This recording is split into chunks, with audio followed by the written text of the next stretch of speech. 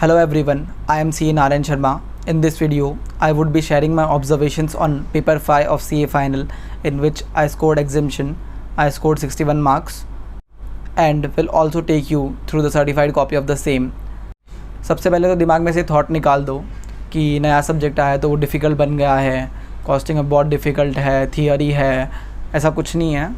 Trust me, अगर आप conceptually पढ़ेंगे तो बहुत इजी है और उल्टा स्कोर भी कर सकते हो आप इसमें, जो एग्रीगेट में आपको काम आएगा. Think positive. ये भी सोचो ना कि इंस्टीट्यूट अगर कुछ नया ला रही है सब्जेक्ट में, नए चैप्टर्स या नए कॉन्सेप्ट्स, तो वो ज़्यादा एक्सपेक्ट नहीं करेगी स्टूडेंट से. तो वो ज़्यादा ना ही क्वेश्चंस में ट्विस्ट लाएगी, ना ही बाहर के कुछ अलग क्वेश्चन पूछेगी जो मॉडल से बाहर के होंगे. तो मेजॉरिटी ऑफ द क्वेश्चंस आपको मॉडल के मिलेंगे. So that's a good thing. Now without wasting much time, let's start with observations.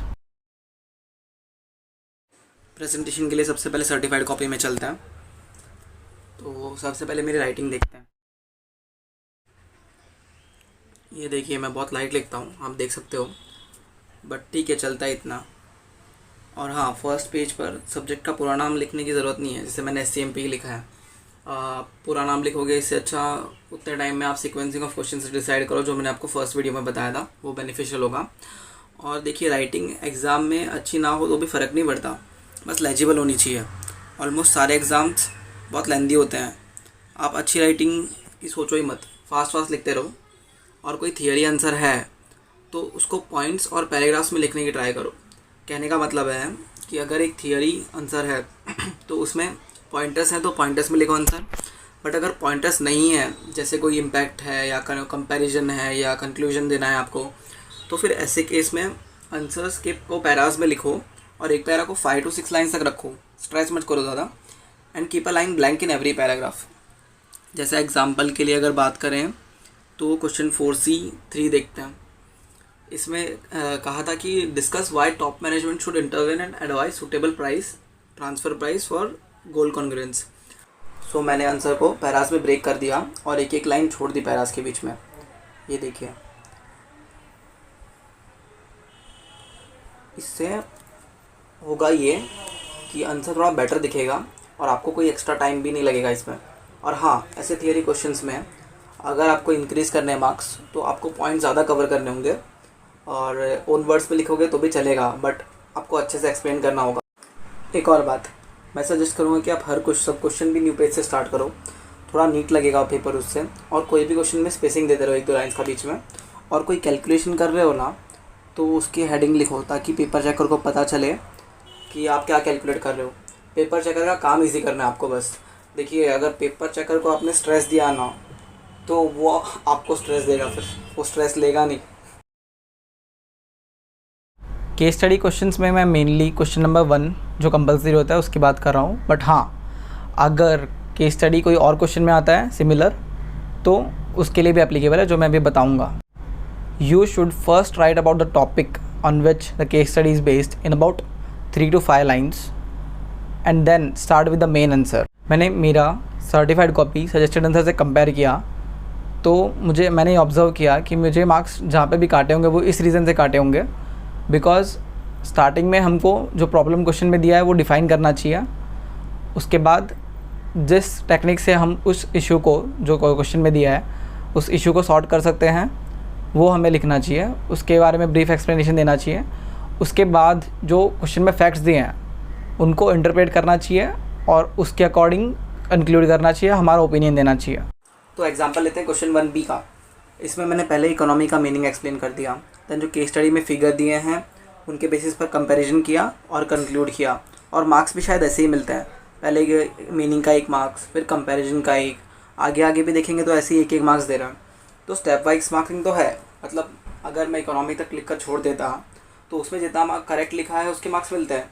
तो कभी एग्ज़ाम में ऐसा हो कि बहुत सारे क्वेश्चंस आपको आधे आ रहे हैं, तो कोई बात नहीं, स्ट्रेस मत लो, जितना आ रहा है उतना सॉल्व करो.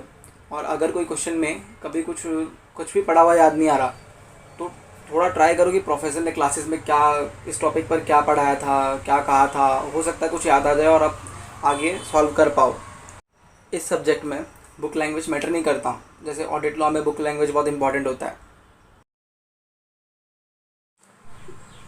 कैलकुलेटिव पार्ट जो क्वेश्चन का होता है ना, बहुत स्कोरिंग होता है. जहाँ भी क्वेश्चन या सब क्वेश्चन में कैलकुलेशन पार्ट है उन क्वेश्चन में फुल मार्क्स मिल सकता है। फॉर्मेट ऊपर नीचे हो, राइटिंग ख़राब हो, स्क्रिबलिंग बहुत ज़्यादा हो तो भी सब चलता है, बस कैलकुलेशन करेक्ट होना चाहिए। So that's a good thing. मान लो हर क्वेश्चन थियरी प्रैक्टिकल मिक्स आया तो भी हमको प्रैक्टिकल में तो पूरे मार्क्स मिल सकते हैं। एग्जाम्पल, क्वेश्चन 2A में थोड़ी मिस्टेक्स की मैंने फिर सॉल्व करते करते मुझे रियलाइज़ हुआ यहाँ पे वेरिएबल ओवर्ड्स में, तो मैंने कट कर दिया और वापस करेक्ट लिखा तो फुल मार्क्स मिले क्योंकि कैलकुलेशन करेक्ट था। ये देखिए यहाँ पे भी स्क्रिबलिंग हुआ बट ठीक है, फुल मार्क्स मिल गए। Is memorising theory required and if yes then how much? इसके आंसर के लिए क्वेश्चन 2 भी देखते हैं। क्वेश्चन ये था कि explain how implementation of JIT can be a major source of competitive advantage and success to the company. So ये पढ़कर समझता है कि एडवांटेजेस पूछे हैं।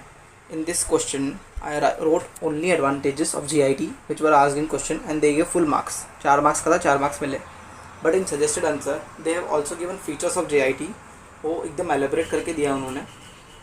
But I would suggest for such theory answers read advantages, disadvantages, features of various topics in a chapter simultaneously. जैसे example, आप जब सपोज JIT पढ़ रहे हो तो उसका आपने एक एडवांटेज पढ़ा तो मन में खुद को एक क्वेश्चन पूछो कोई भी दूसरे टेक्निक से रिलेटेड, उस चैप्टर क्या दूसरे चैप्टर के, जैसे लाइफ साइकिल कॉस्टिंग में क्या था advantage.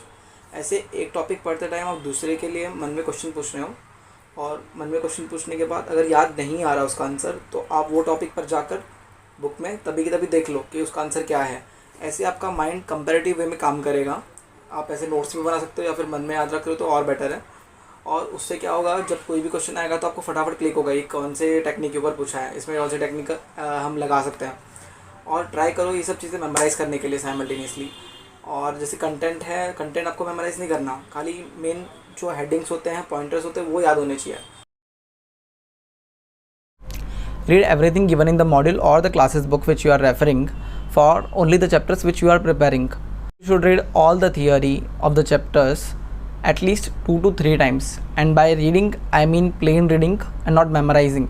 You have to just plain read it and understand the concepts.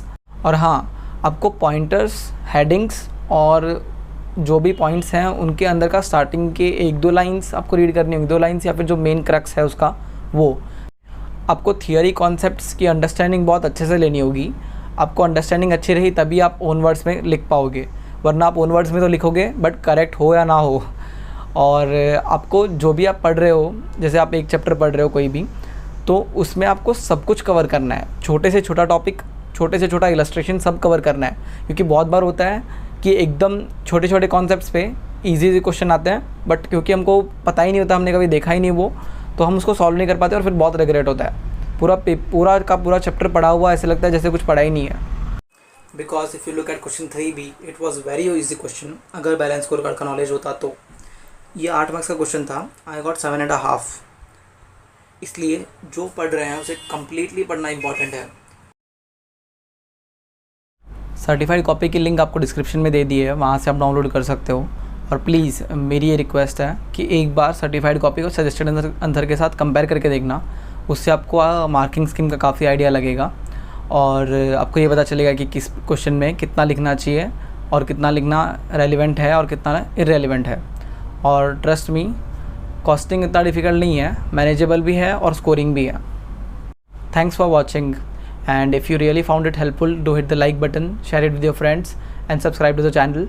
And if you have any doubts, do let me know in the comment section below. Thank you.